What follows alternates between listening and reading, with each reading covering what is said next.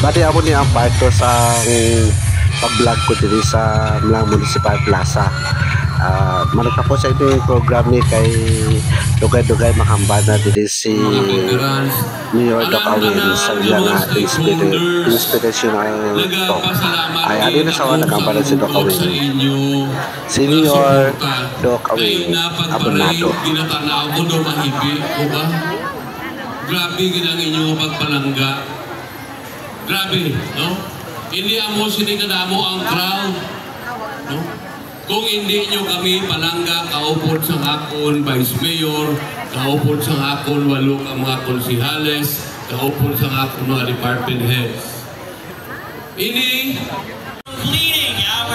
Pagkatapos pangkampanya ni Mayor Doc Awin, ari na ang last na contestant sa State Dancing Day na mag-showdown sila taga Mariano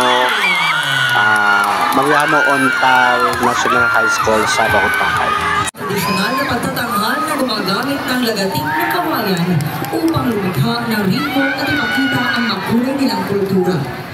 Isang prinsesang kilala hindi lamang sa tagay nitong kagandahan, kundi pati na rin sa pagiging isang sutil na anak sa komunidad. Sa kabila ng pagsuway nito sa mga babala ng kanyang ina at mga tagapayo, Happy 70th Kawayan Festival sa iyo tanan. Masamang nilalang na kumakain ng tao at madalas iniuugnay sa mga gawain nakakatakot, lalo na sa gabi.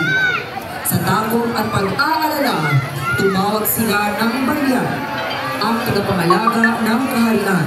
Kasama ang mga mandirigma, isinagawa nila ang sagayan, isang makapangyarihang sayaw na may malalakas na lagatik na kawayan at mabilis na indayo upang labanan ang masasamang elemento. Bawat igot at padyak ay unti-unting nalulupit ang mga busaw at muling bumabalik sa liwanag ang prinsesa. Sa araw na ito, sabay-sabay nating tunghayan sa pamamagitan ng sayaw ang isang kwentong nagpapakita ng isang kultura ng mga Maguindanawon mula sa Astra Bailar Dance Club ng Mariano Ontal High School.